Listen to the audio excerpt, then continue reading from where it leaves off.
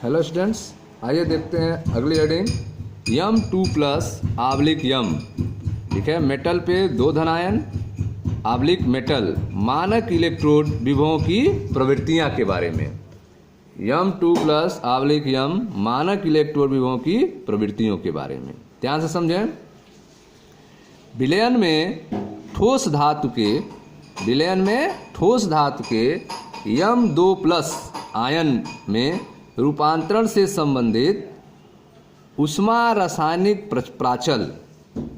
ठीक है, विलयन में ठोस धातु के Ym2+ आयन में रूपांतरण से संबंधित ऊष्मा रासायनिक प्रांचल और मानक इलेक्ट्रोड विभव सारणी 8.4 में दिए गए हैं। ठीक है, तो आप देखें मानक इलेक्ट्रोड विभव और ठोस धातु के Ym2+ आयन में रूपांतरण से संबंधित ऊष्मा रासायनिक प्रांचल एक अक्ष पे लिया गया है और दूसरे अक्ष पे मानक इलेक्ट्रोड विभव लिया गया है। इसकी सारणी दिया गया है, देखें ध्यान से, यह आपकी सारणी है जिसमें मानक इलेक्ट्रोड विभव को लिया गया है। ठीक है, y अक्ष पे, और आप देख रहे हैं इधर जो है आपका ऊष्मा रासायनिक प्रांचल को लिया गया है जिसमें प्रेक्षित मान और परिकलित मान को दिखाया गया है। यह टिन से लेकर जिंक तक, टिन से लेकर Ti, ठीक है, Ti से लेकर अर्थात टाइटेनियम है यह आपका Ti, टाइटेनियम से जिंक तक के तत्वों के 2 धनायन Ym2+/यम मानक इलेक्ट्रोड विभव के प्रेक्षित तथा परिकलित मान को दिखाया गया है। प्रेक्षित मान को रेड कलर से और परिकलित मान को ग्रीन कलर से यहाँ दिखाया गया है। Titanium, vanadium, chromium, manganese, iron, cobalt, निकल, कॉपर और जिंक का। ठीक है, तो टाइटेनियम का प्रेक्षित मान और परिकलित मान एक ही पॉइंट पे आप देख रहे हैं, माइनस मानक इलेक्ट्रोड विभव इसका -1.5। ठीक है, इसी तरह से आप देख रहे हैं ग्राफ बनाया गया है। सबसे जो अधिक ऊंचाई पर है जिसका मानक इलेक्ट्रोड विभव पॉजिटिव में है वह कौन सा है? जिसका प्रेक्षित मान और परिकलित मान दोनों पॉजिटिव में है मानक इलेक्ट्रोड विभव, वह है आपका कॉपर। ठीक है, कॉपर का प्रेक्षित और परिकलित दोनों मान जो है पॉजिटिव में है। ठीक है, देखें ध्यान से, विलयन में ठोस धातु के Ym2+ आयन में रूपांतरण से संबंधित ऊष्मा रासायनिक प्रांचल और मानक इलेक्ट्रोड विभव सारणी चित्र 8.4 में दिए गए हैं। सारणी 8.4 के मानों का उपयोग करके परिकलित मानों तथा मानक इलेक्ट्रोड विभव के प्रेक्षित मानों के मध्य तुलना को चित्र में दिखाया गया है। ठीक है, तो यहाँ पे मानक इलेक्ट्रोड विभव के परिकलित और प्रेक्षित मान को तुलनात्मक रूप से इस ग्राफ में दिखाया गया है। रेड जो है वह प्रेक्षित मान है, ग्रीन जो है वह परिकलित मान है। ठीक है, टाइटेनियम से लेकर जिंक तक दिखाया गया है। कॉपर सबसे ऊपर आप देख रहे हैं धनात्मक मान है।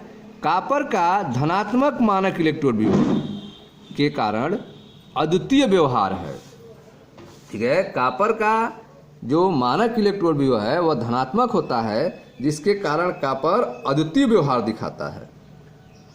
इसकी अम्लों से हाइड्रोजन आयन मुक्त करने की असमर्थता का स्पष्टीकरण देता है। कॉपर जो है वह अम्ल से हाइड्रोजन आयन को नहीं निकाल पाएगा। क्यों? क्योंकि इसकी मानक इलेक्ट्रोड विभव जो है वह धनात्मक होता है जिसके कारण इसका अद्वितीय व्यवहार होता है और यह अम्ल से हाइड्रोजन मुक्त करने में असमर्थ होता है। ठीक है, केवल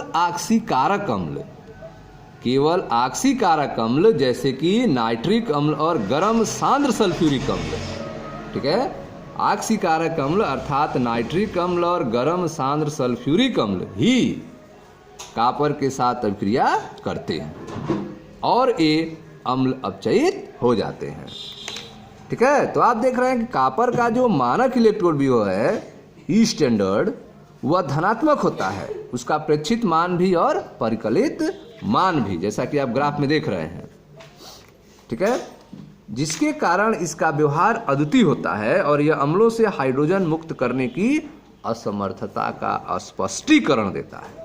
ठीक है, केवल सल्फ्यूरिक आक्सीकारक अम्ल जैसे नाइट्रिक अम्ल और गर्म सांद्र सल्फ्यूरिक अम्ल ही कॉपर के साथ अभिक्रिया करते हैं और ये अम्ल अपचयित हो जाते हैं। ठीक है।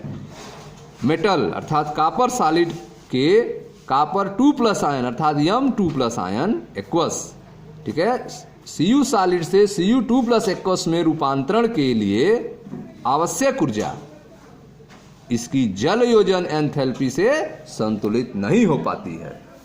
ठीक है। कॉपर सॉलिड जो है Cu सॉलिड जो है वो Cu2+ में चेंज हो जाए, इसके लिए जो एनर्जी चाहिए वह जल योजन एंथैल्पी से संतुलित नहीं हो पाती है।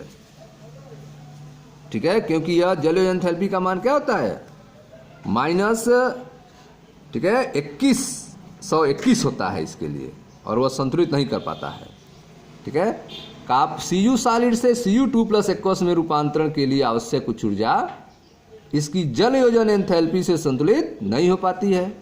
श्रेणी में मानक इलेक्ट्रोड विभव के कम ऋणात्मक मानों की सामान्य प्रवृत्ति, श्रेणी में मानक इलेक्ट्रोड विभव के कम ऋणात्मक मानों की सामान्य प्रवृत्ति धातुओं के प्रथम और द्वितीय आयनन एंथैल्पी के योग में सामान्य वृद्धि से संबंधित है।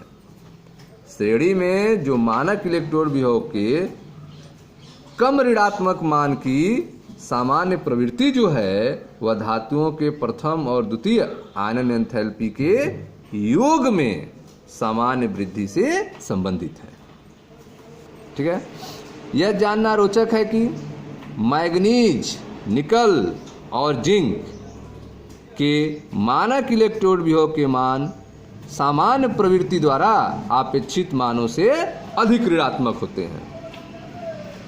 ठीक है। तो आप देख रहे हैं कि जो सामान्य प्रवृत्ति के मान हैं उससे अधिक ऋणात्मक होते हैं किसके, मैग्नीज, निकिल और जिंक के।